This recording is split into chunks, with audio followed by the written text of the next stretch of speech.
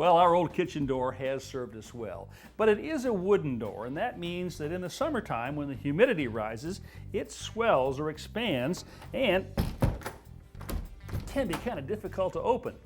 On the wintertime, it shrinks or gets smaller, and that has created drafts around the edge of the door.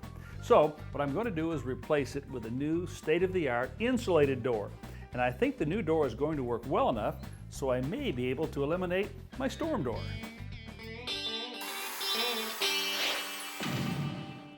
Well, the first thing I'm going to do is take down the old kitchen door, and that means removing this hinge pin right here. Now, I'll admit, in the past, I have used a screwdriver to do that by putting the tip right up here and hammering on the end.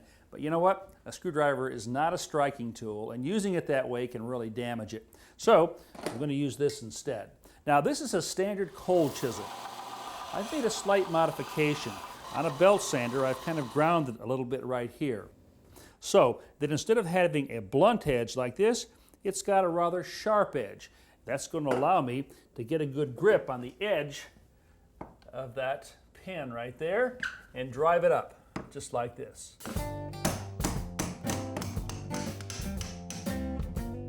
I remove the remaining pins and lift off the door.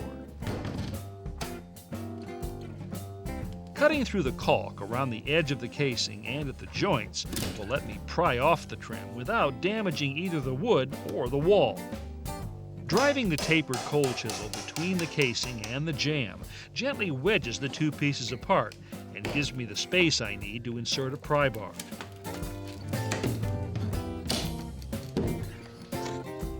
Outside, I remove the screws that hold the storm door in place, then lift it off.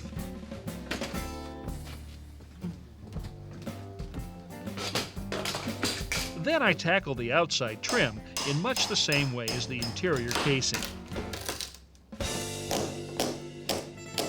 Now the casing is off both on the outside and on the inside, and the only thing that's holding this frame in place right now are some nails, probably 3 or 4 on each side.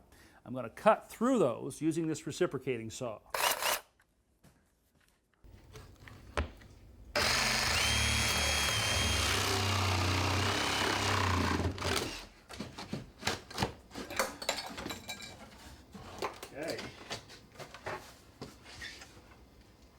Goodbye, old door frame. A replacement door like the one I'm putting in here shouldn't require too many changes to the opening, but I am going to have to make a couple of modifications. One is I'm going to have to cut back the flooring about a ½ inch here because the threshold on the door that I'm putting in is slightly wider than the door that I took out. So I'll do that using a circular saw. I've set my blade depth just to cut through the material I want to remove here.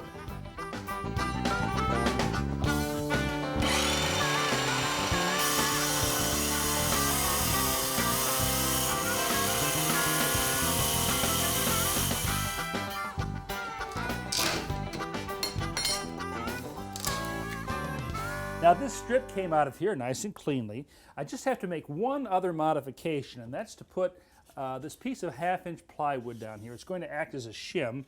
That'll help bring the bottom of the door up closer to the surface of the floor here.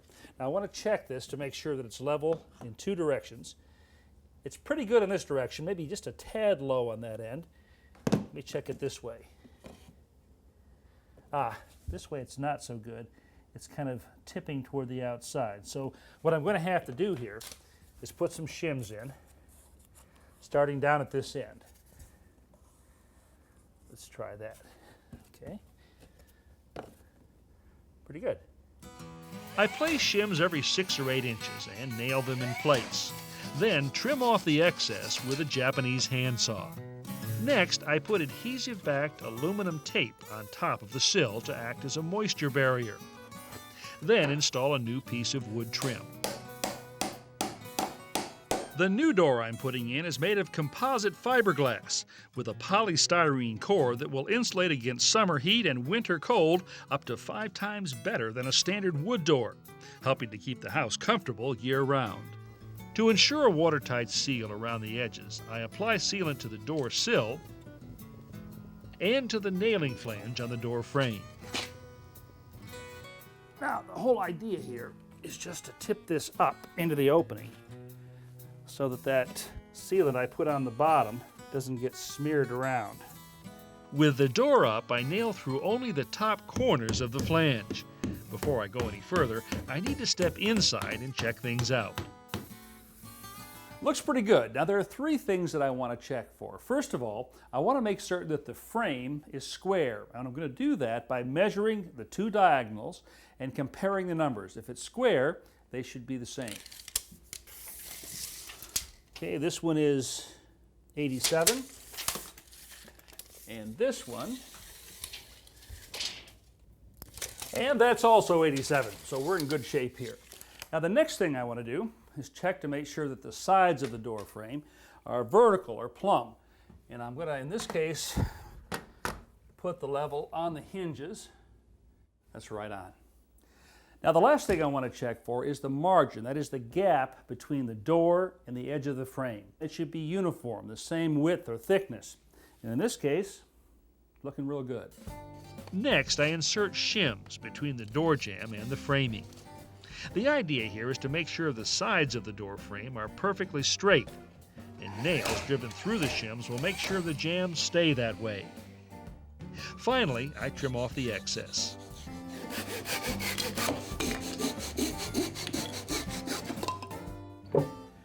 Well, I've checked the measurements on the inside. Everything was square and plumb, and we've installed our shims. Now I can go ahead and finish nailing off this flange.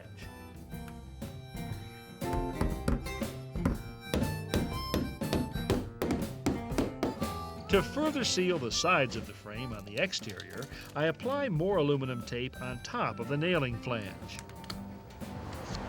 There's hardly a project that I start that doesn't require an unplanned trip to the Home Improvement Center. This time, I've got to pick up some wood for the outside trim. I'm gluing together two pieces of wood, a rectangular section and a drip cap, to make the top trim.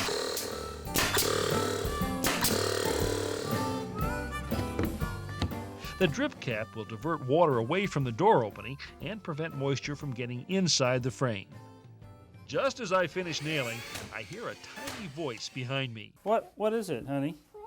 You want to go bike riding? Here, let me put your helmet on. Okay, I'll have to take a little break here, okay? Here, put your helmet on. We'll take a little break so you can do some bike riding. Yeah, we got our priorities straight here, right? Let me see. Look at Daddy. You know what? I haven't had my good morning kiss yet. Can I have a good morning kiss? Mwah. Okay. Be careful. Well, now that the really important business is taken care of, I can nail up the side trim.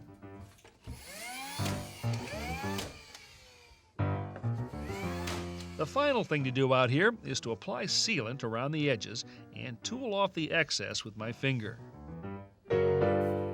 Well, except for a bit of paint, that finishes up things here on the outside. I'm going to step inside now and start on the casing.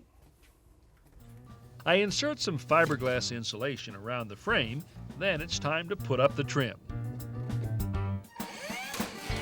Now the original came off in good shape, so I'm going to reuse it.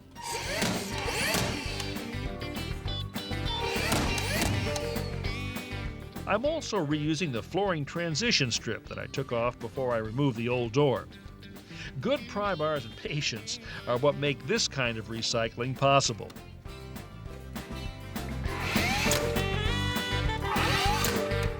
One of the beauties of a good quality pre-hung door like this is that the hardware borings and mortises are already done. All I have to do is slip the lock set parts into place.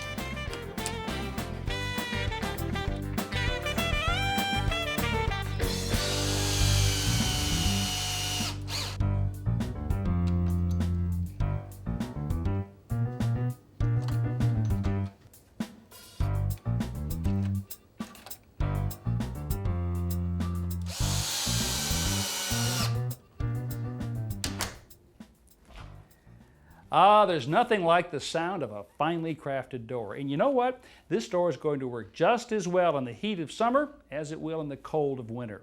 And because it's insulated, I don't have to have my storm door out here. I'd say I've got the best of both worlds.